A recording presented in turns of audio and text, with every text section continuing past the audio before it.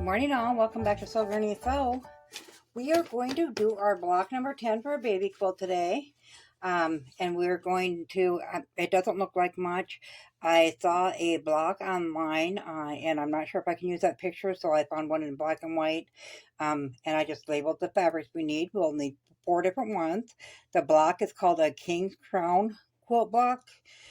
I don't know if you can read that there.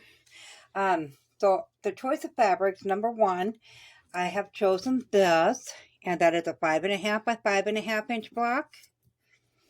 Our fabric number 2 is our main part of our flying geese, and I have chosen that fabric for it, and that is, we need a total of 4 that are 6 by 2 3/4 inches. Our fabric number 3, I've chosen a pink, and that's for our corners of our flying geese. So we need a total of 8 that are 2 3/4 inch squares. And then our fabric number 4 is just our 4 corners. And I've chosen the stripe, and those are 2.5 inch squares. Now these might be a mistake. In all honesty, I've been working on this since 4 a.m. And it didn't turn out right with using these in the 2.5 inch size, the fabric 3 blocks. So I had to bump them up to 2 3/4 inch, bump this up to 6 inch, because of the seams you have here. Of course, it makes it all lost. I'm hoping it still works out for the 2.5 inch blocks. Otherwise, we can cut new ones and they'll be 2 3/4. So I will let you know if we do have to cut new ones of those. So we're going to go ahead and set these ones and this one aside. And we are going to start off with our flying geese. So we're going to take one of these,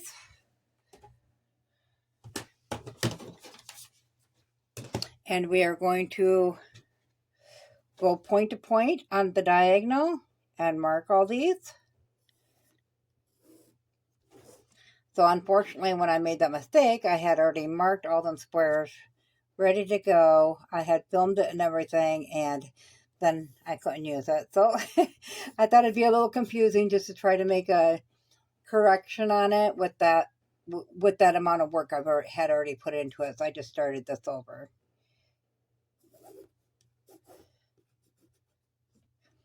I've been having a discovering morning this morning. I picked up one of my business cards for Sew Granny Sew, and I got to looking at it, and I see I have the wrong number on it.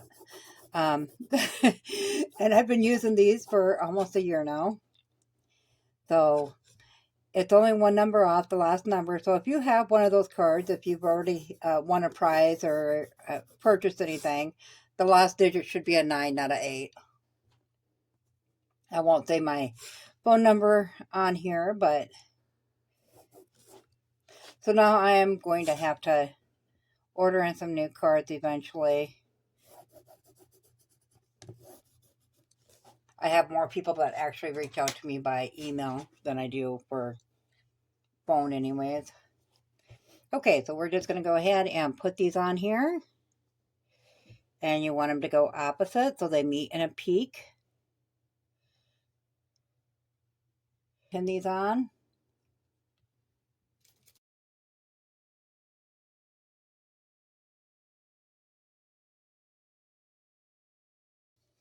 Okay, then we'll just go to the sewing machine and sew right down where we stitched at. I'll get this first one done and make sure it's all good. And if it is, then we'll go ahead and we'll get the rest of these pinned down and sewn up. So I will meet you back here. Okay, it did turn out good. I compared it to the block. It's the perfect size, just what we needed. So once we have that done, now that I know it's the perfect size, I did iron them open. We'll just go ahead and we'll trim that down to 1/4 inch. And the same on this side. So we'll go ahead and get the other 3 done, and then we'll come back and move on to the next step. I have all 4 of them done now. And then this box will be in the middle. And this is what I'm not sure of. Whether them are going to be big enough or whether we're going to have to move up to the next size. So for starters, we can go ahead and put these on. I think we're going to have to move up to the next size of those. Number one, it's narrower than this, but also once we get these sewn in here with that 1/4 inch seam, and that's on there with the 1/4 inch seam. Yeah, it's still going to be longer and I don't want to cut the tip off. So I'm going to go ahead and I'm going to cut 4 more of these 2 3/4 inch squares out of the stripe, which is our fabric number 4. So I'll get that done, but in the meantime, we'll go ahead and we'll flip these over onto that and throw some pins in.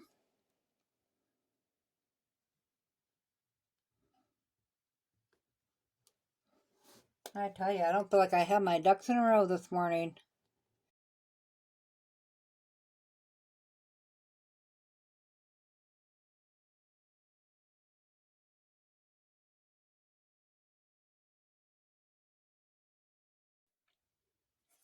So I brought you back right away. After giving it some thought, I don't want to have to cut this down if it's not narrow enough. So I'm going to go ahead and cut this down to the 2.5 that we need. That way we're taking it off at this end and that one don't matter.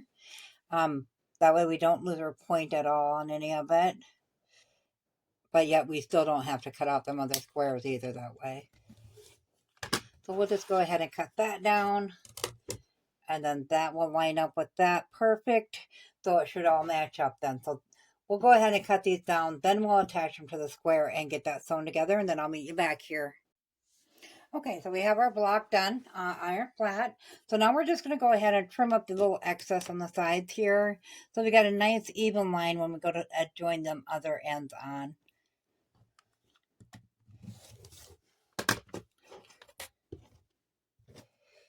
Flip that around. I do the same to that side.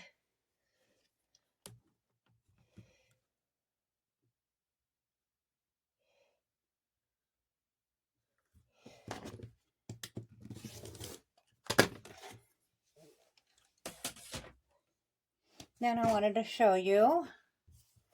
So when you do that, you're going to notice that these are not going all the way to the end. That's because your seam is still there.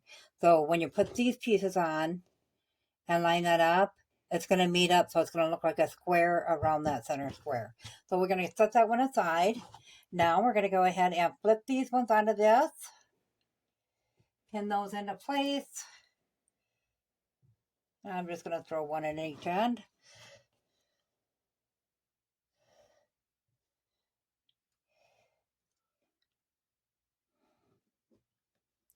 And we'll do the same with this side here. And then we'll bring it to the sewing machine and take a 1/4 inch seam, iron those flat, and then I'll come back and show you how to attach it to that piece. So we have all these sewn together and ironed flat. So now we're going to go ahead and attach the 2 sides to there. So we're just going to pick that up, grab a couple pins here. We're going to nest those seams together.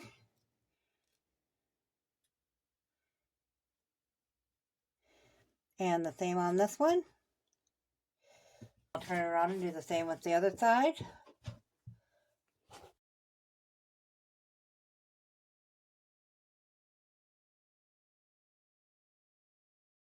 That to the sewing machine. We'll put a 1/4 inch seam on both sides of that. Bring it to the ironing board, iron it flat, and I'll meet you back here with our finished block. And there we have it, guys. Our finished block. As you can tell, our squares didn't line up exact here on the sides. So I suppose if we would have worked that, because I had to change that from a 5.5 to a 6-inch rectangle for our flying geese, if we would have made that 5 and 7 or 5 3/4 inch, it would have come out perfect because we're just barely off on both sides.